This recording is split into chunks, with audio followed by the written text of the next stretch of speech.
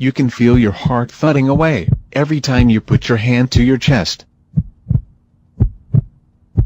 But do you have any idea what's really going on in there, or what keeps your heart ticking as it should? Every day, your heart beats about 100,000 times, sending 2,000 gallons of blood surging through your body. Although it's no bigger than your fist, your heart has the mighty job of keeping the blood flowing through 60,000 miles of blood vessels that feed your organs and tissues. Food, water and oxygen are essential for the existence of human life. Blood transports all these substances through various channels called blood vessels. Blood vessels involves arteries, veins, capillaries. To keep the blood flowing throughout our body, we have a pumping system, and the heart is the pump, which is composed of muscle that pumps blood throughout the body, beating approximately 72 times per minute of our lives.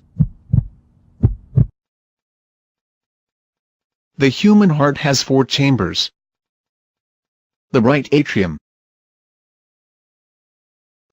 the left atrium, the right ventricle, and the left ventricle.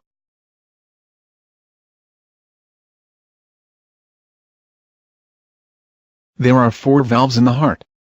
These valves are tricuspid valve, mitral valve, aortic valve, pulmonic valve. These valves are one-way valves. Now, you have seen the structure of the heart. Let us find out how it works. The blood becomes oxygen-rich by absorbing oxygen in the lungs. The function of the heart starts when oxygenated blood is carried from the lungs to the left atrium of the heart by means of the pulmonary veins. The left atrium relaxes, this blood is pumped into the heart. When the left atrium contracts, the left ventricle relaxes simultaneously. The left atrium pushes the blood into the left ventricle through the one-way valve. When the left ventricle contracts, the blood is pumped into the aorta, which carries oxygenated blood to the different parts of the body, except the lungs.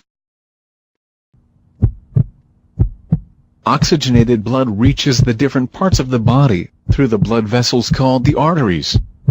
The arteries gets branched into capillaries, which then reaches to the different organs of the body. The blood then becomes deoxygenated, and the blood capillaries gets mixed and form thicker blood vessels called the veins. The veins carry deoxygenated blood to the heart. The blood vessels that carry deoxygenated blood to heart are known as the vena cava. The deoxygenated blood from different parts of body enters the upper right chamber of the heart, which is called the right atrium. The right atrium gets contracted, allowing the blood to flow into the right ventricle, which contracts with the expansion of the right atrium through the one-way valve. The right ventricle then contracts, pushing the blood into the pulmonary artery. The pulmonary artery carries the deoxygenated blood to the lungs for oxygenation. The lungs oxygenate the blood by exchanging of gases and flows back into the heart through the pulmonary vein, and starts the circulatory cycle all over again.